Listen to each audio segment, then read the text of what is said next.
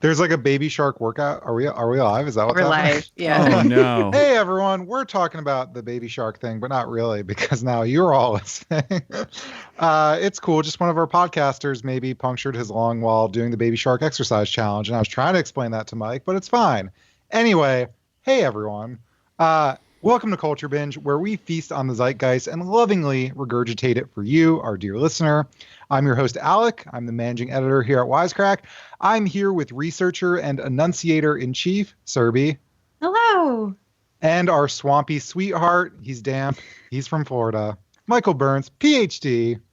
Yay. I got sweaty halfway here and I had to take the layer off that I was wearing because I thought it was cool enough. Oh, I'm so sorry. Do what you do.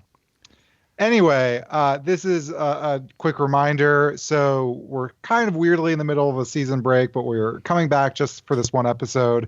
But afterwards, we'll be on break until mid-January, maybe late January. We'll see how things play out, but can't wait for the new episodes we're going to bring you there. In the absence of Serby's flawless articulation, you could leave us a review and say something nice on Apple Podcast or wherever you're listening. I don't know. We've got a lot of cool stuff to talk about today. Michael's going to talk about the Spotify yearly wrap, or decade wrapped, whatever it's called. Serby's got a topic on growth mindset, and I'm going to talk about Chevy getting a star on the Hollywood Walk of Fame. But it's that time, everyone. What's lifting our spirits and what's dragging them right back down? What slaps and what chaps our ass? Michael. Cool. Since this is our last episode of the year officially, I'll fold in a little year-end goodness here. What slaps, I think, in general, is the movies in the second half of 2019.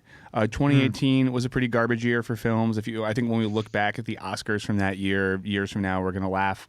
The first half of this year was pretty rough. But I think the second half of the year has been really exceptional, and there's still some great stuff to come. Shouts for everyone who's excited about Uncut Gems. So it's been really great, and I'm excited about it. I won't get into the specifics. What chaps is this is also movie related, the online discourse about Star Wars: The Rise of Skywalker. It's so insufferable. The movie is not out yet. Let's all just chill for a second. Wait, what is I think as someone who's chronically online, I think I've missed most of this. Oh, you're so lucky. Well, I mean, there's been tons of discourse in general. The thing that came up yesterday was in some interviews, both John Boyega and Daisy Ridley kind of threw shade at Rian Johnson for The Last Jedi, which I do think is slanderous because The Last Jedi is the best Star Wars movie of this recent run. And yeah, so they were kind of shitting on Rian Johnson. There was some discussion about how they were excited to be back with J.J. Abrams to like tie the story up. So a lot of the discourse online was either A, Rian Johnson is great, they should shut up, which is like kind of true, but maybe let's not shit on actors.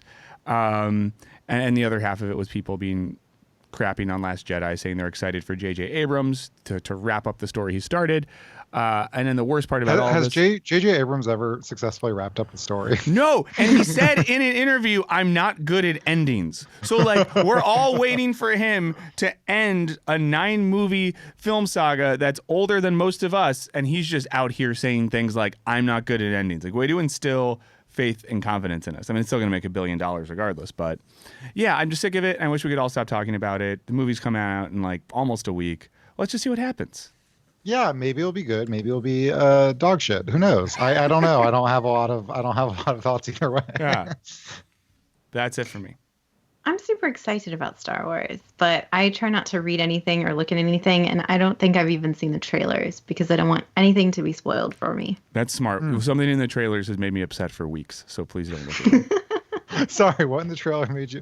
Well, I don't want to tell Serby. Serby earmuffs now. Yeah. I bet it's the same thing that made everyone else upset. Seeing something that indicates... Never mind. I can't say it. I want to keep Serby's ears pure. All right. I'll tweet about it later. Yeah. Tweet about Follow you on Twitter. Block him. Yeah, block him just for a couple days. What's going on in your life, Serby? So what chaps is that we haven't had Culture Binge in a few weeks, and I've really missed it. Oh, we missed you.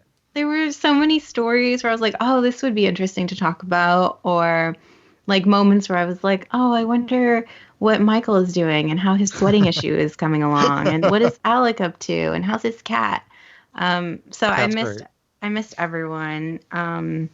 Is there a quick list of like stories? For me, I wish we could have talked about the Peloton ad, but like, do you have a couple of? So that was one where I was like, oh, this would have been interesting to talk about. Yeah. There were a couple of others like random, like the banana that happened last week. Oh, the Art Basel thing? Yeah. That was kind of like weird. And then there was like the follow-up where the guy ate the banana. So I wanted to talk about that. So I'm really glad we're back, and I'm glad we're coming back in January. And then what slaps is that I have 3 weeks off starting next week from work. So I'd love to hear everybody's recommendations for their favorite movies, books, and television shows of this year. So that's like I can sit on the couch, eat my gluten-free cookies from Trader Joe's, and binge watch everything. Yeah. Yeah. Can I say quickly as well before we move on, because Alec referenced this. For anyone listening who hasn't read it yet, Alec wrote a great piece on the Peloton ad on Medium. He's not a self-promotional guy, but it was really good. So go to Wisecracks Medium, read Alec's Peloton piece, and he can just shyly be like, whatever, no, it's not good. Thanks. Yeah, I feel grimy every time I self-promote anything I do, which I have done on here. Yeah, it's gross. But whatever, it's not good. As far as me, so what slaps? I got Pokemon Sword and Shield. Well, just the sword version. It's awesome. I'm really into Pokemon too much for a 30-year-old man. But I think they fixed a lot of things that have been historically like not great about the Pokemon series. So that's it. I've been spending way too many hours doing that. And then what chaps my ass? I think people are going to cancel me for this. Maybe. I don't like The Mandalorian. I feel like society's gaslighting me and I'm not hating on anyone who likes it. I'm not like you're all stupid and I'm smart. That's not what I'm saying. There's just certain, like, some Star Wars movies. I'm like, oh, it's not like, it's fine, whatever, but I get why people really like it. I don't get why people like it. I'm also not anti-Star Wars. Rogue One, great. All the other movies, great. Saw all the terrible prequels when I was a kid and enjoyed those as a kid. But I think like having a protagonist that barely talks can sometimes work. Ron Swanson barely talks. He likes silence. Great character. The Revenant, Leonardo DiCaprio barely talks. Compelling story. But he wears a mask too. That can also work. Iron Man, etc. Darth Vader. But I just don't care, and I don't understand why people care. I understand why Baby Yoda's cute, because he is, but that's about it. So if you do like the show and want to send a not hate-filled reason about what I'm missing that other people love so much, please do. And if you also, like me, don't understand why everyone loves it, maybe we can start a support group, and you should email us for that as well. Wow. Can I ask, do you like Westerns at all? I'm not anti-Western. I'm like, didn't grow up on a bunch of John Wayne movies or anything. Yeah. No, I only ask because I do like The Mandalorian, but I am a big Western fan, and I think it taps into something cool about that tradition, which I found very enjoyable. Just trying to think about reasons to like it. But I think the reasons, as someone who likes it, I think the reasons you give are reasonable. And I have struggled myself thinking, like, when is he going to take the helmet off? And they teased us a couple episodes ago. Because an attractive widow was trying to take his helmet off, but then she got stopped. I'm really looking forward to watching it. I haven't seen it. I'm too cheap to buy the streaming service, so I'm going to wait until all of the episodes are out and then get the free trial and binge it.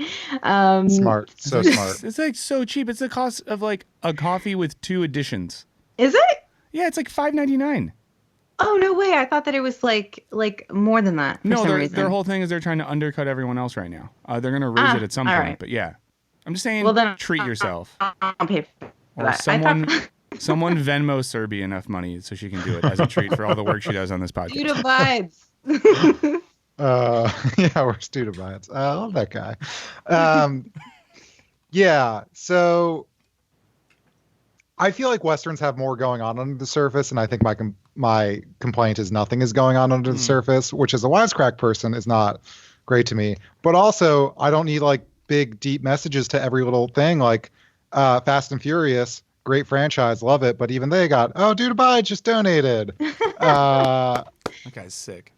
Yeah, Dude Abide wants us to do something on young Japanese shut-ins, people who don't go outside, and also says, Monsieur Show All Serbi Mukbang 2020. Anyway, Yeah.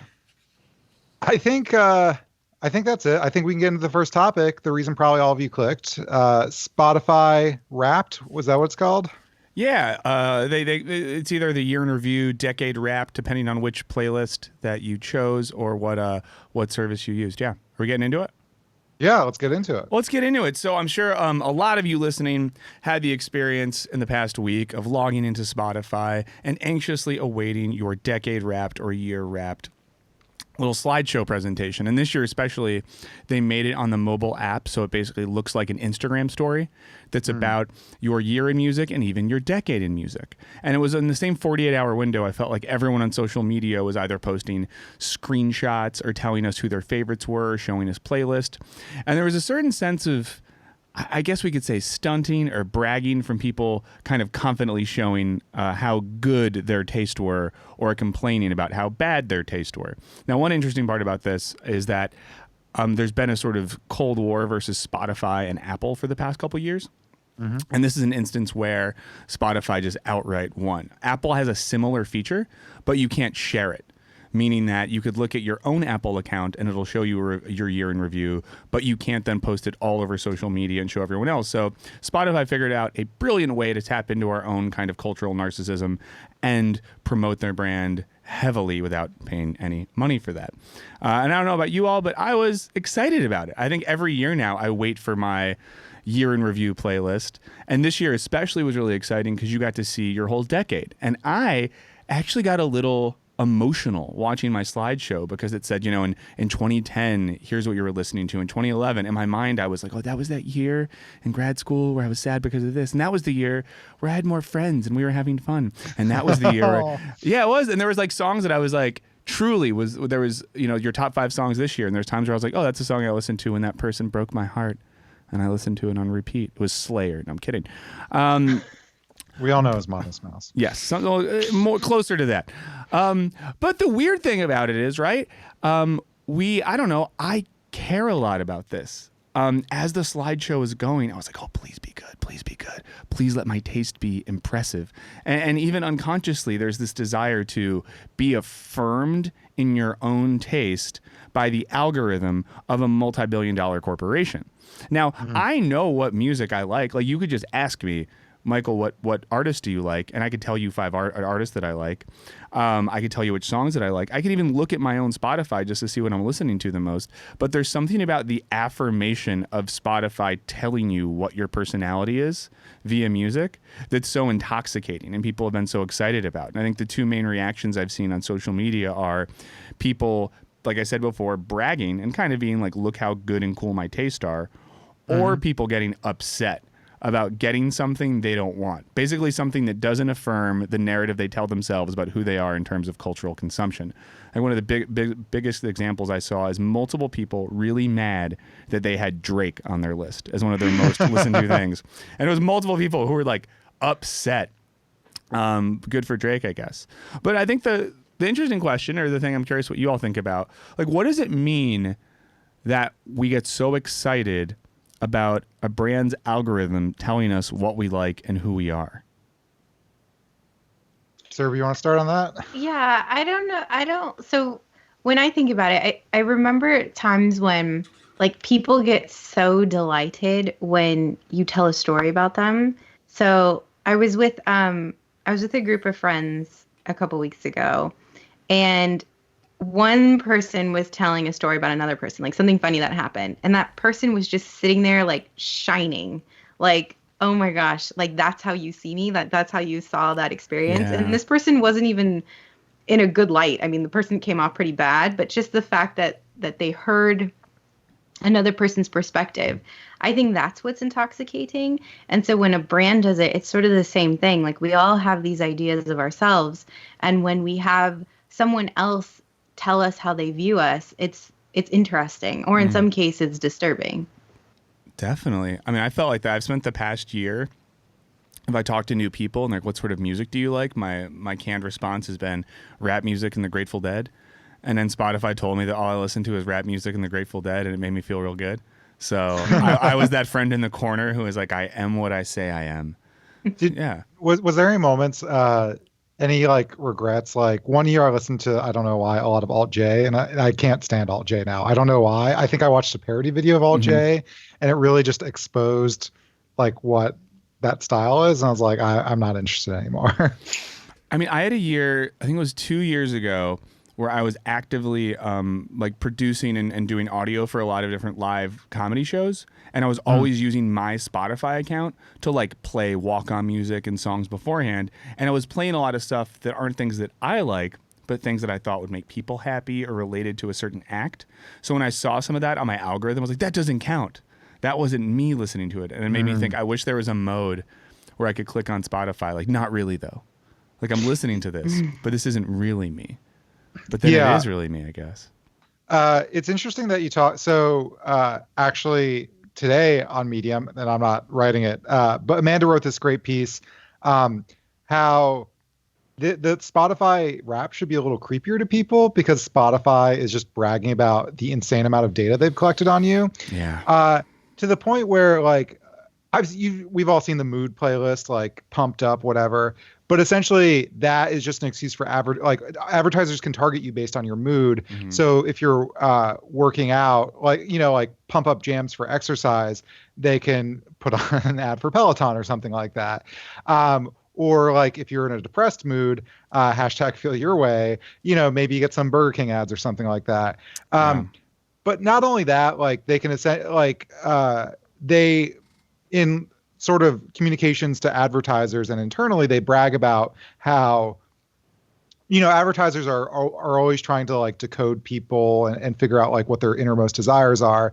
And they say, and Spotify brags that music is like a gateway to that innermost person, right? I would not be surprised if they could figure out your voting habits by, who you listen to. Yeah. They can certainly figure out your mood. They can probably figure out what kind of like other shit you're into.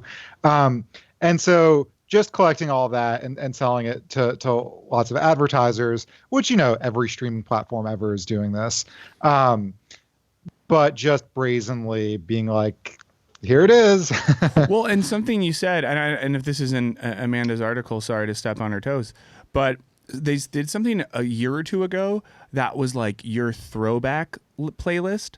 And it was basically predicting songs that you would have loved like 15 years ago. So for me, it was like my high school years. I didn't have Spotify in high school. Spotify didn't exist in high school, but they made a playlist of the songs they predicted I would have liked as a teen. And it was insane in how perfect it was in terms of being like a lot of very popular like rap music of the late 90s, early 2000s, but then a few random like indie rock or emo songs that were the artists that I listened to at that point in my life, and things that weren't like one another. It's not like the Get Up Kids and DMX have a lot in common.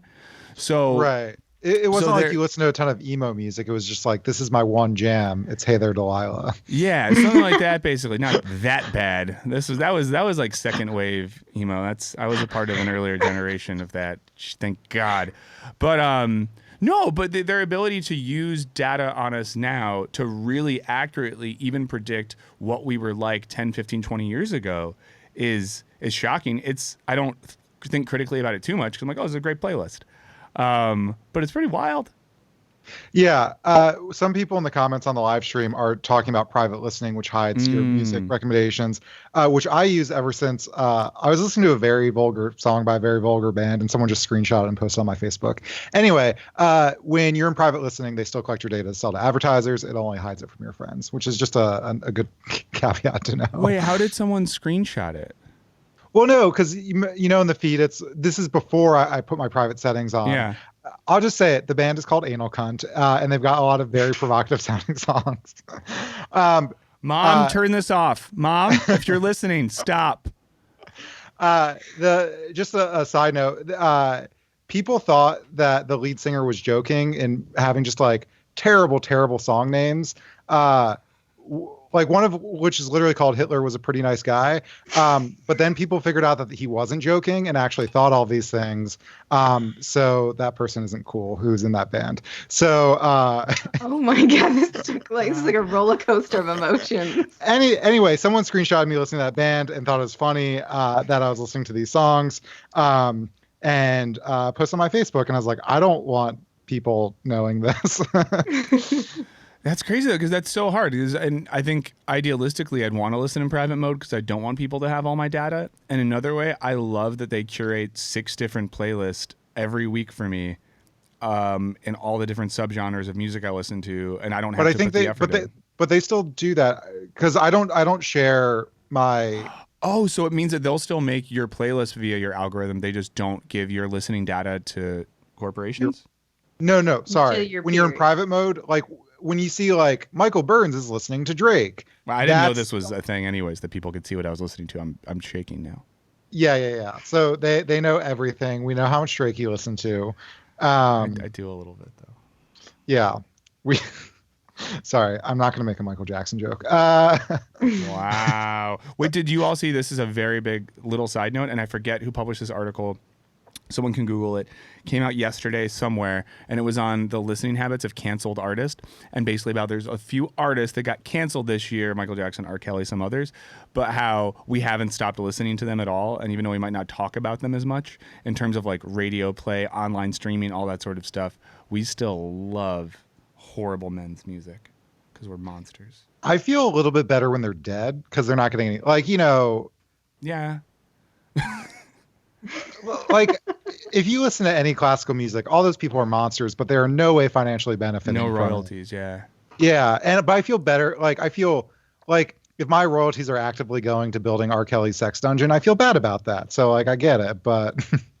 Yeah, what is up with that sex dungeon? Yeah, Let's talk about no.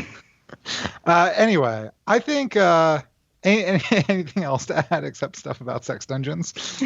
No, you made it weird. I don't want to talk about music anymore. Thanks, Alec. All right, what a weird and down note to end this topic and get into our sponsor of the day. This episode, sorry, let me bring up my little notesies. Oh, yes. Oh, yeah, sorry. So before we get into the next topic is going to be the Hollywood Walk of Fame star for Chevy. Before we get into it, thank you to Mac Weldon for sponsoring this episode. Mac Weldon makes smartly designed men's basics like shirts, hoodies, underwear, and more.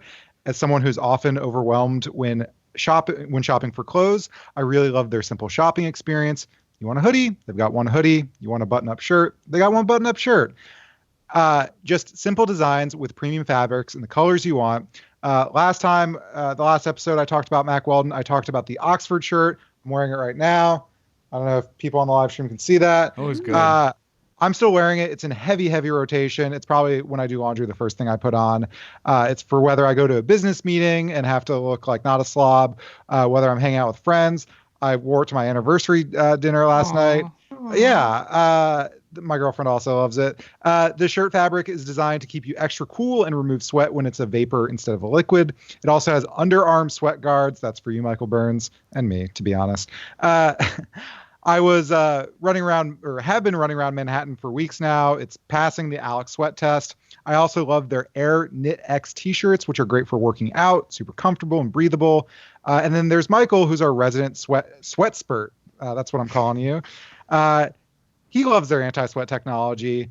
The underwear, it's got silver in it sometimes, or one version of it. Antimicrobial, keeps you dry, keeps the bacteria at bay. It manages the swamp that is your nether regions, correct? Mm-hmm. So you can get 20% off your first order. Visit macweldon.com and enter the promo code Wisecrack. We've got a link in the description, but again, macweldon.com, promo code Wisecrack. I also, for all you live people, where's the camera? It's right there. It's somewhere. It's right. Sorry. There it is. All right. With that being said, let's get into the Hollywood Walk of Fame. You know it. It's those stars in Hollywood. As a resident Los Angeles. Well put. It's the star. Everyone, the famous people get them. It's on Hollywood Boulevard and some adjacent streets in Hollywood where there are stars on the sidewalk to commemorate people that are famous in the entertainment industry. Sorry, I figured as the Hollywood local, I would say that. Yeah, I was really leaning on you for that one. But anyway, here's from a Guardian article. This is a quote. The Chevy Suburban has become the first inanimate object to receive a brass and terrazzo star on the Hollywood Walk of Fame. The Hollywood Chamber of Commerce, which administers the Walk of Fame, chose the car for its appearance in more than 1,750 movies and its appearance in a film for every year since 1960. Rana Godbin, the president and CEO of the Hollywood Chamber of Commerce, declined to comment when asked if Chevrolet had ever donated to the Hollywood Chamber of Commerce. Quote, and this is my favorite, quote, "I don't think that's relevant to your article," she said. That's pretty awesome. Also worth noting, this kind of honorary for non-celebrities has gone to like the LA Times and the Dodgers and I think Disneyland. And so here's some tweet reactions to it. Quote, "I legit thought this was a joke. I was wrong." Also, quote, "Of all marketing stunts I've seen in my life, this one ranks among the stupidest." And the final tweet we have here is this for its star role in climate change? Yeah, that's a funny joke. Mike Serby, as residents of LA / a place near LA that I don't fully understand, what's the deal with that area? You said it was on Hollywood Boulevard. What do the locals think of it? I mean, it sucks. I used to work right by there and have to get off a train right by there. It's a part of town where not a lot of people that actually live here spend a lot of time, very tourist heavy. Lots of Europeans in white pants taking pictures. I don't know why, but Europeans Why white pants? I don't know. Someone on YouTube can jump in. I feel like it's a lot of like German types in white pants taking pictures. But it's pretty dumb. It's not like the nicest street. And then also the people that get the stars, they even have to like pay money. So they like $13,000 or $30,000. 30, yeah. So I mean, it's like an honor, but you get money out of it. The only time I was mad I wasn't there is one day I got off the train and I saw they were giving a star out, and I avoided it because I thought I'd have to walk through all the people. Get to the office, turns out it was Guy Fieri getting a star and Matthew McConaughey giving a talk about his friendship with Guy Fieri. And I swear to God, I would have been like the people that saw Jesus in Galilee preaching the word. I would have felt like that, fallen at my feet, and followed Guy to his death. But I just went to the office like a dumb fuck. But it's like an area that I think is primarily for tourists these days. It's like your Times Square. And I remember one time Jacob, who I believe is listening to this right now, took me to Froyo. And it was around there, and I was like, "Oh, I'm at the Star Place." But there's just people on the street asking you if like you want free shots, which is a thing that happens in Times Square. That's always a scam. Or like, free shots if you pay this $20 cover charge. It's all just like dumb gimmicks to get any tourist off the street. Yeah, that's the worst. Our kind of Times Square area is like Hollywood and Highland. And and that's where you have like the people dressed up like Marvel characters you can take pictures with, and street performers, and it's very gross though. Like, I would not recommend that anybody. It's not the best. So the Suburban, if anything, isn't that big of an honor for it. I think it's not going to increase the brand magnitude of the Chevy Suburban. Yeah. So the reason I'm interested, and we've talked about this a lot, so I'm not going to beat a dead horse, but I'm interested in it because it's kind of, it's in one sense meant to honor like culture and art and people who produce art, whether they're actors, musicians, etc. Instead, there is literally a corporation and their car product, which apparently has done big contributions to art. The thing is that like, and other people point out, like, I think the Mustang has been in more movies, and also I don't care about that because obviously cars are important in movies, but it's not like if we didn't have the Chevy Suburban or the Ford Mustang that we wouldn't be able to have the movies. We wouldn't be able to have the movies we like if we didn't have the directors and the filmmakers and the actors. And I don't give two shits about the car or the corporation involved in marketing it. So there's that sort of gross Adventures in Late Capitalism, which, by the way, I found this because Mike Rugnetta, PBS Idea Channel, tweeted this hashtag Adventures in Late Capitalism. So there's that. And I also, I was doing some research, and you spoke to this a little bit about, Mike, but this is from a Vice article by Dave Schilling. says the process of receiving a star is even more complicated. A prospective applicant must be nominated by a third party, a fan, a friend, an agent, or a total stranger. That third party fills out a form, and if assuming the star agrees to the nomination, the Chamber of Commerce votes on which applications they'll accept.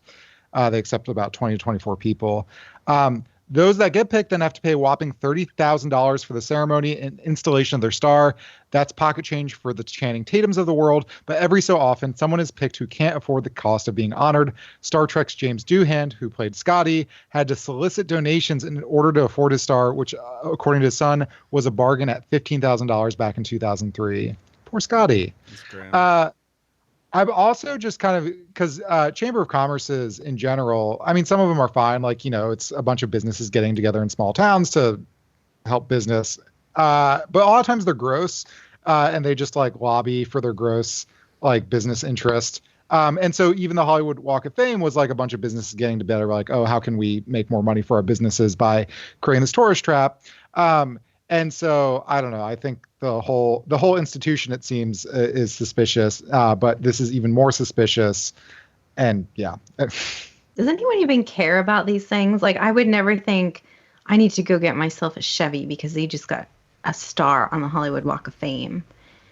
Millions of people go every year. So I mean, like. I mean, we're talking about it right now. Like, we're discussing the Chevy Suburban on this, and that's because of the star. So we're building brand consciousness right now. Someone who's listening on the stream has probably been thinking of an SUV for their family of 5, and now they're like, you know what? And it has a star on the Walk of Fame. I might as well. Why not?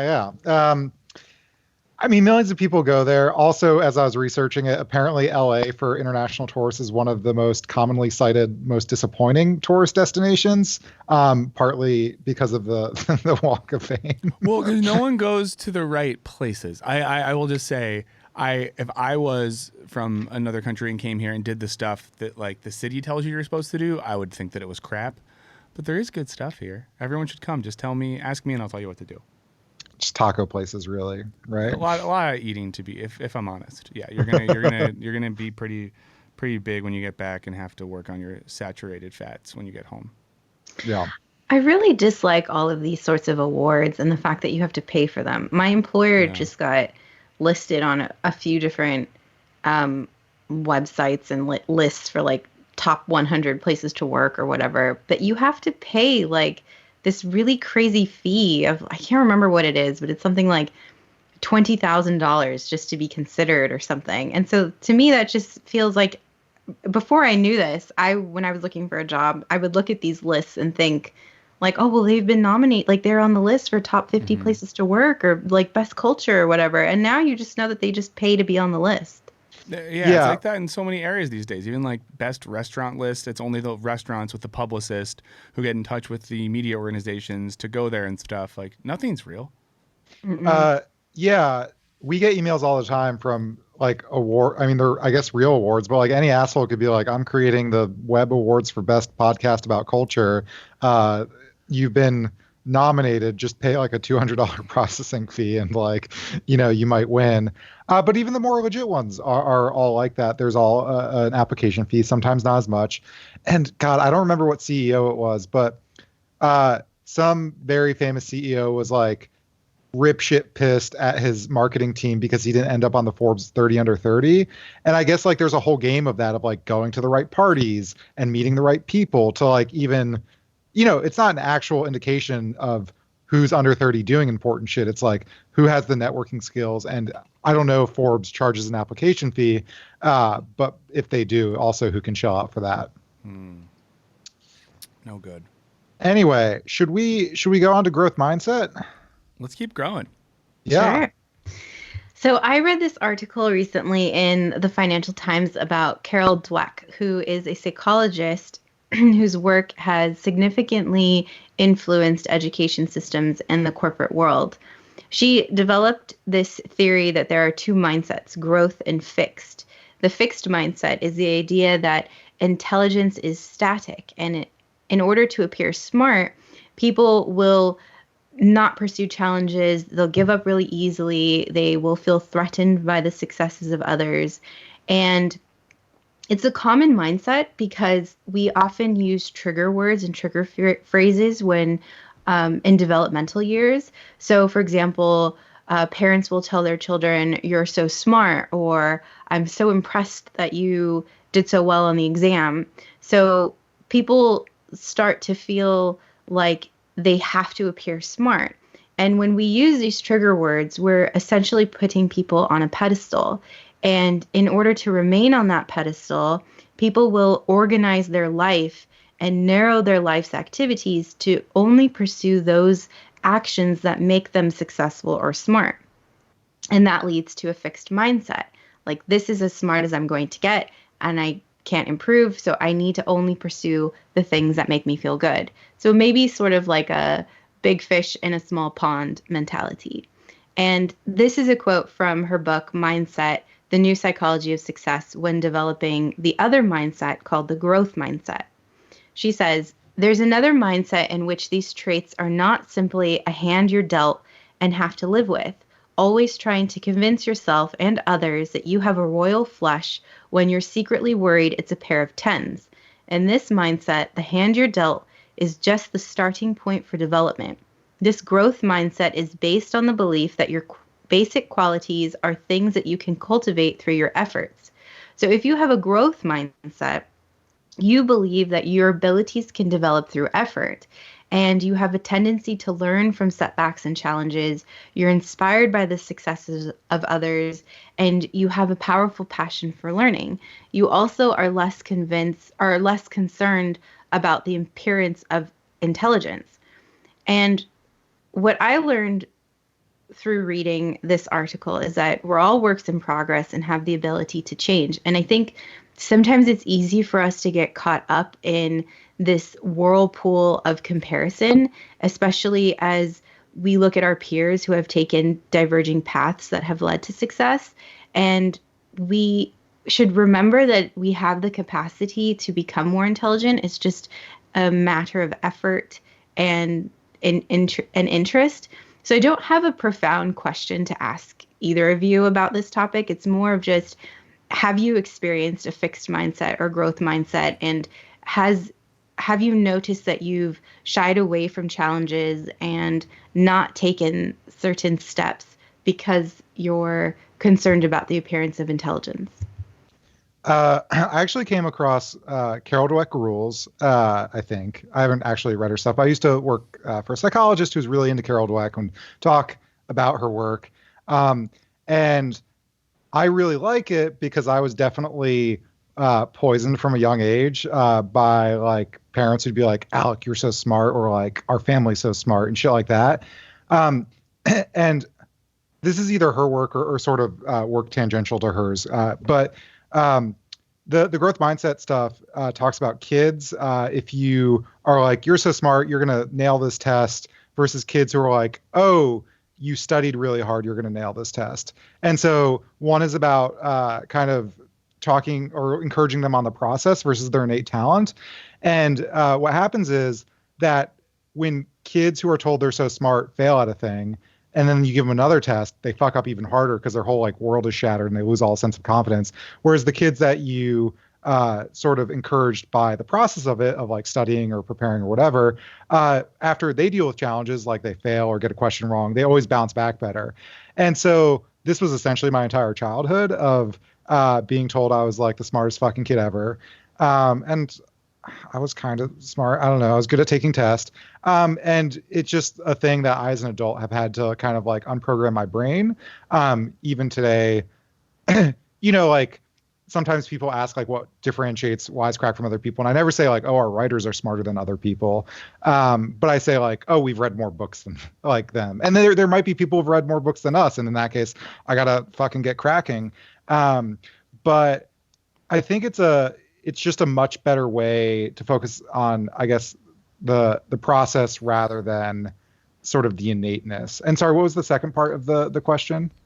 Just whether you have experienced this, and have you not taken any challenges because you've been afraid that you may not appear smart? Oh, not even smart, but like I was really into art and drawing when I was a kid. And then I was like, because I was so smart, I was going to fucking teach myself. And of course, I never got good. So I was a great drawer at like 6 years old. And by 10, I was dog shit. And then when I realized other people were better than me, I stopped. And to this day, I'm just a horrible artist. I have no sense of color or design or any of those things. So that's my life. Yeah, I've never read. Is it Dweck? Is the name of the author? Dweck. Cool. Yeah, I never read her. Sounds really interesting, and I like that idea a lot. I've recently been going through a stage where I'm convinced, not to get too nerdy, that the philosopher who was the most right in the history of philosophy was maybe Aristotle. And one of the things I like about Aristotle, Alec gave me a look, we can talk about it later, is this emphasis on sort of our existence and ethical existence being a constant journey where we never really get at the end of all things, but we're aiming at sort of goals and processes and constantly becoming ideally better versions of who we are. And I like that because as I get, I guess, a little bit older, something I'm constantly thinking about is like, what is the difference between people I look at who are around my age or older, who I look up to, who I find interesting, are people who I want to be like? And then what traits do I notice about people who, to be honest, I don't want to be like? And normally it tends to be the people who are stagnant and lock into who they are at a younger age, and they have the same interests, maybe stop reading, exploring, learning, growing, or kind of just in autopilot mode, are the people where I'm like, oh, I would rather get sent out on an ice float than live like you. And people who I look at as really interesting are people that, as they get older, are picking up new hobbies, learning about new things, and even pushing themselves socially to like meet different types of people, go different types of places, have that expansive worldview. And it's something I find really cool. So in that sense, I really like that. In terms of failures, my version of art is language. Many times in my life, I've tried to actively learn a new language, and I tend to always fail because it's hard, and I'm lazy enough to bail when things are hard. You know, things involving like books or ideas. I'm like, this is great. Makes sense to me. Let's go. But every time I've actively tried to learn a language, I've bailed like a coward. And it's something that I'm worried if I don't do soon, I'll regret for the rest of my life. Yeah. Sorry, go ahead. I have the opposite thing. My mom actually did exactly what Carol Dweck said parents should do, and praise effort and like determination and perseverance and things like that. But the problem is that now I have this warped view of myself that I feel like I could do anything. You can. But I feel like if they're like, you know, when you're in a, like you watch a movie and there's like two buildings that are super far apart, but somehow the character runs and like jumps and like makes it to the other side. I am convinced that I could do that. You are Jason Bourne. Yeah, like I'm convinced, like, no, if I just run fast enough, like if I try hard enough, I'll get there. I'll do it. So I have to remind myself that like there are limitations. If the dude abides donates enough, can we do a special Serby physical challenges episode where we people are gonna be sad? This is why you think you can do mukbang. You're like, I can eat 5 pounds of French fries. Like, why not? Exactly. You're gonna have to sign some waivers though that might make Wisecrack not liable for your death, but it'll be fun. It would be interesting. I mean, it'll be part of my yearly wrap up, like the last wrap up of my life. The slideshow that plays it. Never mind. Wait, so you think that that's too? You think that the effect of that then is you're not realistic enough about what you're capable of, and that's a bad thing? I think a little bit. Sometimes I feel like it is. Like, I don't know why. I think maybe it's just like I took confidence to like a new level where I'm like, oh shit, yeah. Like, if I were an opera singer, I would be the best opera singer of all time. Like, I bet I could opera sing right now.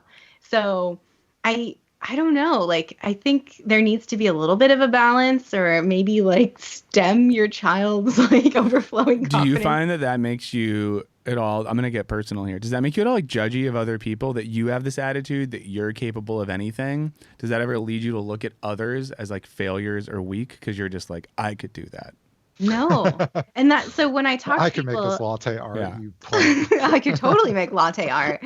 But So there you go. When other people express their limitations, like they say like, oh, I couldn't do that. They have said that they like talking to me because I I'm like their biggest cheerleader, where I'll say, no, of course you can. What do you mean? Like, you're completely capable of that. So it's the opposite, where I feel like I try to like boost them up, and I'm like, of course you could do latte art. Like, if you want to like do mukbang. Like, you can do this. So I don't know.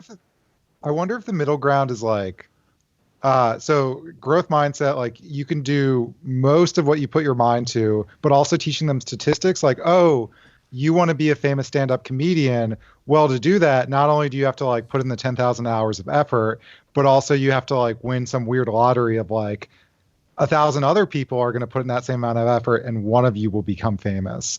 And same thing with like becoming, a famous opera singer. Like, it is the effort plus just cruel random chance. Well, so what my mom has started to do, like I think 10 years ago, she started doing this, is she would gently remind me, there's only one president. And that was like a way to like bring me back to earth. Like, she was like, there's only one president. And I'm like, so you're saying that I can't be president? And she's like, well, look at your career. Like, do you think that you're capable of being president? Yeah. I think you're capable, Serby, and I would love to start like a weird dystopian political movement with you're the face of it. Serby 2024. Well, 2020 is coming up. I mean, why can't I win this year? I think do you have like millions of dollars to spend on TV campaigns? No, but I could marry someone rich. But you have to be on the ballot in a bunch of the primary states already, and I think you're not. I think you might have missed some deadlines. Also, yeah. Sorry. Anyway, I think we should get into the mailbag and voicemails. I know we're running tight on time here. We got to get her out. She has a presidential primary debate to go to. Should we just get right into it? Yeah. If anyone wants to leave us a voicemail for when we return, the number is 1-213-534-8807. 1-213-534-8807. And the emails you can send to culturebinge@wisecrack.co. Cool. Let's start with the emails and we'll do the voicemails. Is that cool, sure. Alec? Great. Yeah. So this is from Carrie. It says, hey, all. Just want to start out by saying I listen to literally all of your podcasts and really enjoy your content. Also, sorry, this is kind of a long email. I am a classical musician, and I would love to hear you discuss a huge talking point for me and some of my colleagues about music and current culture, and all art for that matter. Since the dawn of iTunes and heightened by media algorithms, many people only listen to music that is similar to what they are already listening to. We were talking about this earlier. Drake. This causes a couple of problems for artists. One, it's harder to be an amateur that makes money and builds up a fan base. And two, historically, art was used as a way of communicating a point of view.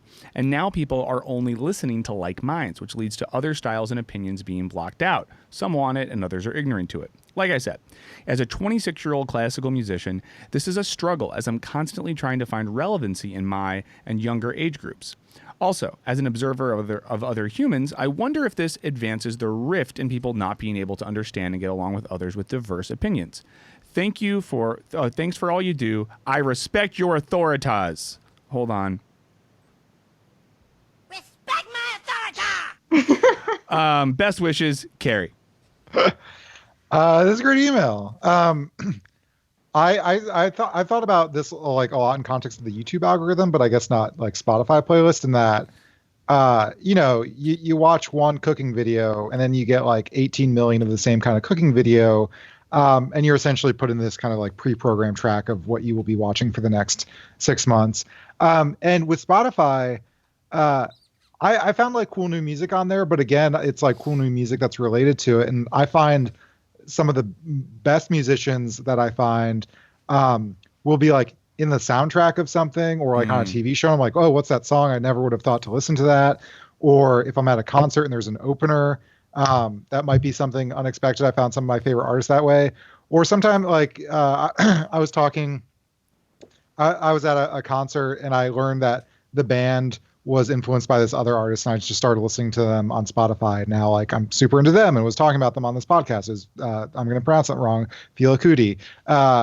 But yeah, it's kind of sad. And I imagine it must be, I mean, I don't know if this fixed if more people would be listening to classical music, and I love classical music.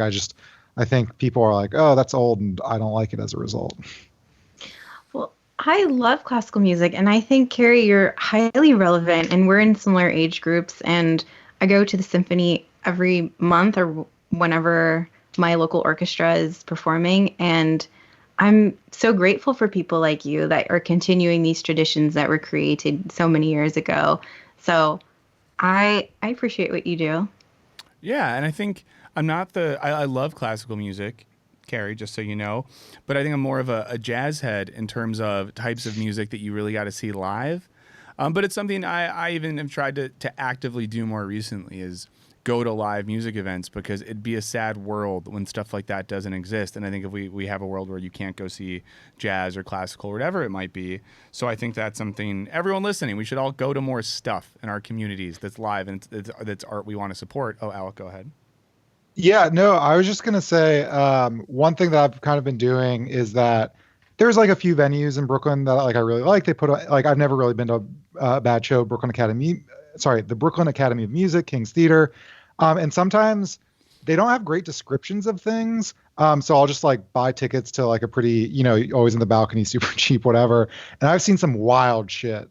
Like I saw a Dadaist performance of an a Euripides play called the Bacchaea, and it was fucking bizarre, and I loved it. But I've also been like, I think just, if you have the money to do that sort of thing, just like looking what's up, and the fact that it's made it to your local theater is probably like a good stamp of approval, especially if you live in a big city where it's like super hard to get into those places. Like, I don't really think the Lincoln Center is going to put on garbage all the time, or whatever that Disney place is in LA. What's that place called? The Walt Disney Concert Hall. Yeah. Yes, that's what I meant. Yeah. And I think too, like for the most part, I rarely regret going to see live music or live theater, even if it's not the best. It's still, not to get too weird here, it makes you feel more human. Like going to see an average play or an okay classical piece feels more engaging than watching like a pretty good show on Netflix or something like that. And I think something about experiencing art in a collective environment is important. So I think Carrie should inspire everyone listening. This is our challenge for you for the rest of 2019. Go do something. Look something up. See something in your neighborhood, your community, your city. And if you live in a real small town, then you got to put the thing on. How about that? Yeah. And it's possible you don't have to think that these sorts of activities like plays, musicals, concerts, and things are only for the wealthy. They have tickets for their student tickets. They have free concerts like in the community. Like check out your local orchestra or whatever and see where they're performing. And a lot of orchestras do like rehearsal things. I know the LA Symphony Orchestra has a thing, and it's some afternoons and mornings you can literally go for free, watch them rehearse. So fun stuff there. And I'm glad Carrie got us talking about this. Should we move on Thanks, to Carrie. Yeah, thank you so much, Carrie. We got an email from Chris. He says, "Hey, Wisecrack, Chris here. Longtime listener of the show. Love what you all are doing every week. I'm emailing about this segment of your podcast where you were talking about the OK Boomer trend, and more specifically, Michael's point of view, that's me, about how millennials are killing it. I was on TikTok when the trend first started appearing, and it was almost always being used in an almost ironic, flippant way to respond to the futility of trying to debate with older generations that resort to hyperbole over facts. It stayed like that more or less until the major news picked it up, where all of a sudden people without the same mindset tried to force it to fit their needs. Best example of this is a New York Times op-ed by Farhad Manjoo, where he says that all of his energy is misguided and that youth should be saying, okay, billionaire instead, as a way of raising ire against income equality. You know what? As a 20, he didn't, that was me that said, you know what, because I was getting frustrated. I wasn't Chris. As a 21-year-old college student, I have my own thoughts on this, but wanted to hear what you thought about older generations trying to co-opt the ideas and trends of younger Gen Zers. I also really want to know Michael's thoughts on why we are so great. But anyways, enjoy your holiday break and keep up the great work, Chris L. Why are they so great? I think Gen Z is so great because they have really great senses of humor. I like a lot of the funny TikTok videos I've seen are absurdist and just weird in a way that I feel like my generation tried really hard to, whether it was like mimic pop culture or do things that were, I don't know, more like copying things that already existed. I think they have a really fun idiosyncratic sense of humor. I think a lot of the music coming out of people in that generation is also really cool and blurs genre lines in really interesting ways. Not to get too into it as well, I think young people have like really good and interesting politics. And if you look at numbers of who's supporting things involving like climate change or certain progressive policies, a lot of young people there. Yeah, I don't know. I just like them. I think they're a good generation, and I think that one point Chris makes is important. Is that there is that tendency of people to co-opt their ideas and trends, which I think is super corny. I think we should appreciate them. Like I like watching their TikToks or seeing the cool stuff they do, but I'm not out here trying to do that. And I think some of the, no offense, corniest shit I've seen recently are people in their 30s trying to make their own TikTok videos that mimic that sort of stuff or whatever it might be. So I think we can appreciate that generation without trying to like co-opt them or like Farhad Manjoo from this New York Times piece, like speak down to them in some lame parental way. I think I read that article, a similar article, and it wasn't that bad. Okay. I was kind of like, oh yeah. Because an article I read, and I don't know if it was that one, was like, we can talk about how boomers have hoarded all the wealth, but actually a lot of it's like the really rich boomers who are still fucking over the poor boomers. But anyway, I will say another thing about Zoomers plus millennials is dictionary.com. This is almost my topic. The word of the year is existential. And just as like a guy who writes about philosophy on the internet, thank you, world, for making what I do vaguely relevant. I now can explain to people what I do. No, but there's a reason that word's up, because they're a generation that's like curious about big ideas, and I think is more questioning of like dominant cultural narratives than some other generations. So that's great. Cool. Well, let's go on to the last email, right? Last email. Yeah, we'll get through this. I know we got to go. Okay, this is email from Brett. He uses a word early on I'm going to get wrong. Brett, I'm sorry. He says, email from Brett. Hey there, Wisecrack gang, especially the Duke of Diaphoresis, Michael I think that's Burns. right. I'm not sure, but I think that's the right pronunciation. Okay, and we'll assume that has something to do with sweat glands. It's Brett, a medical condition where you sweat too much, I believe. Yeah. Okay. Brett here. Want to share an interesting perspective on the workplace romance issue brought up in regards to the McDonald's CEO. I actually work for a very large, one of the top employers in my state, company, and met my now wife at work. Ooh. Funny enough, it took about 2 to 3 months before we actually went on a date while both of us were actually reviewing our company's policies on workplace romances unbeknownst to each other. We were both in our early to mid-20s and have been together for over 5 years. Congrats. Fortunately for us, we both work in completely unrelated parts of our organization, so there's no conflict of interest.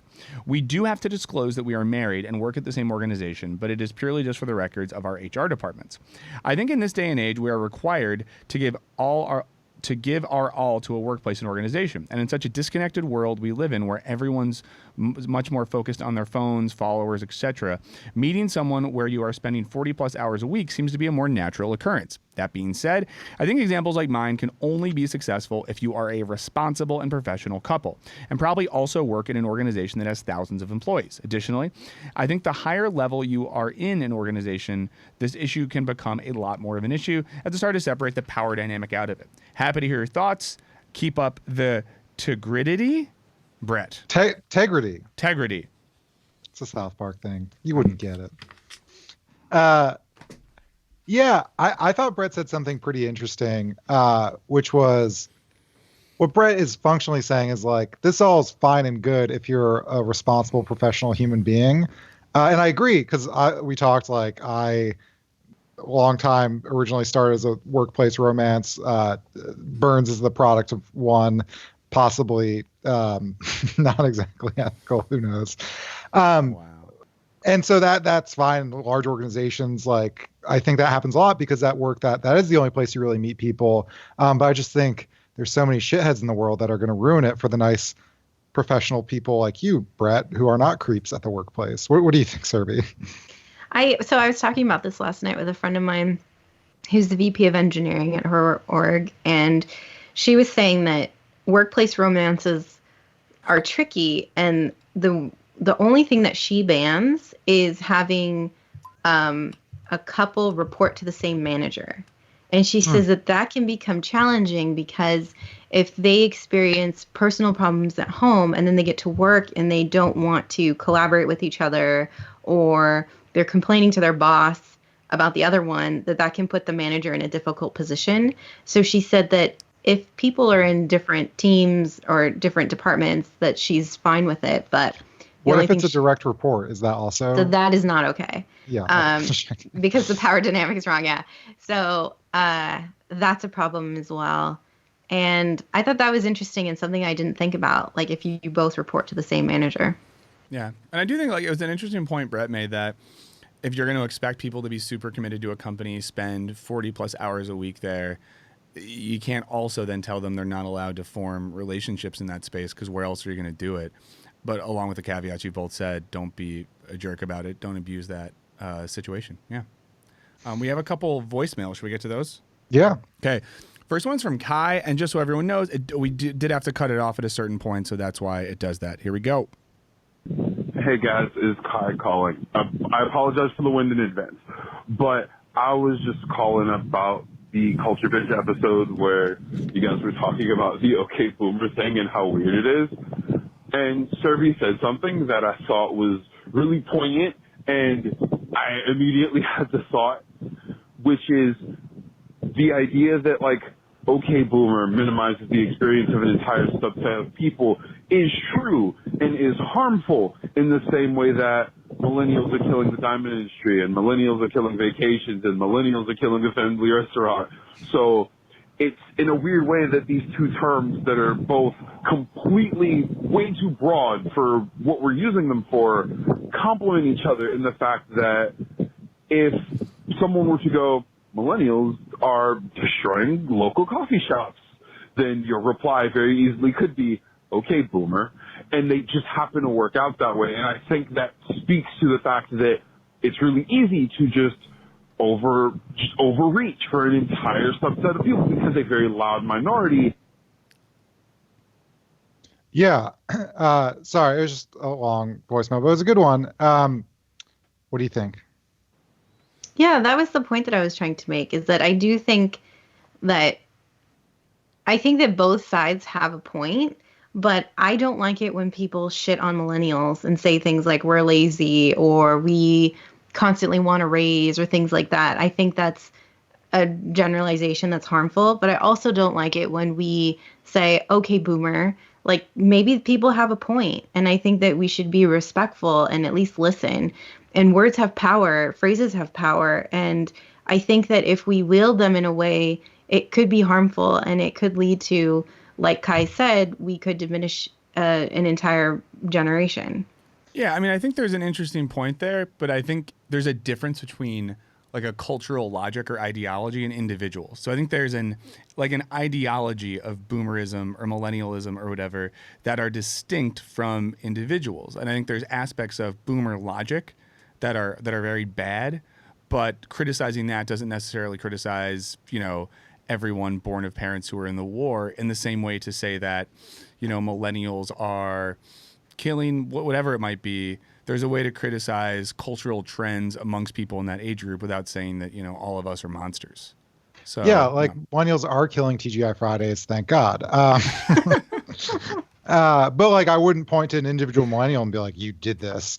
Although you could point to me and do that because I don't.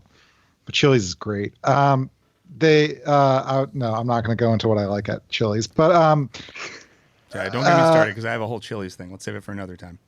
So Serby, I think in person, yeah, I don't want to like dismiss, especially in person, a person with a point of view and say like, okay, Boomer. When it comes to online discourse, depending on what mood I am and how particularly nihilist I am, I feel like all online discourse is pointless. Like if you're arguing with someone on Twitter, no matter what you say, you're not going to change their mind. And that's different in person. Yeah. Like studies have shown, like even like if you're trying to get people to vote for a certain candidate, like talking to them in person is like this amazingly helpful thing. But when boomers, so to speak, are like blowing up your reply, saying something dumb, like I get just wanting to say like, okay, Boomer. And that's, I think is different than, it could be easily utilized in a dumb and dismissive way of people trying to say actual things about other shit, Well, yeah, and okay, Boomer as well. Like it didn't start because a bunch of teens just started being mean to those people. It was because like weird old people were in the replies of teenagers online being like, you're not allowed to want these things, or you're not, call me when you, because there's the whole trend of people being like, when I was 22, I had no debt. own my own home and had 2 kids. What have you done? And that's like the type of shit that it was in response to. So just in that way, I would say the boomers shot first. So I think that that's fine. Like, and I understand how this came about. I just think we should be more cautious about applying that to other situations. Like when people are just providing a thought or sharing opinions and things, and we diminish it by saying, okay, boomer. Yeah, Dev, I don't think anyone should say that, like, because someone's 55 and has an opinion that they're an idiot. You know, I think it's more of, like, Alec was getting at a fun online response to people that are just being pedantically jerky. But yeah, you're right. I think that's all the time we have today. Thank you so much for joining us. Thank you, Serby. Thank you, Michael. Also, it is Tim, our sound engineer's last day. He's got a sweet ass new job coming. So everyone, I know you don't see him. Tim does a lot of really dope work. Makes the show as good as it is. So if everyone could just say nice things about Tim in the comments. Yeah. Thank you, Tim. And he's so kind and lovely to work with. Like, just super nice, always very patient, always helpful, and I'm going to miss him. So yay, Tim, congratulations. Oh my God, and a cat's waving him goodbye. Oh gosh. Well, I'm not going to say anything too nice because I have to physically be here with him. He is a very emotional young man, and I don't want to have to hold him if he starts crying. But good work. Keep your head up. Keep working hard. Don't stop believing. There's only one president. All of Tim's teammates are so lucky to have him. Yes. His new teammate. Yes. And hopefully he finds workplace romance there. All right. Bye, everyone. Bye. Bye.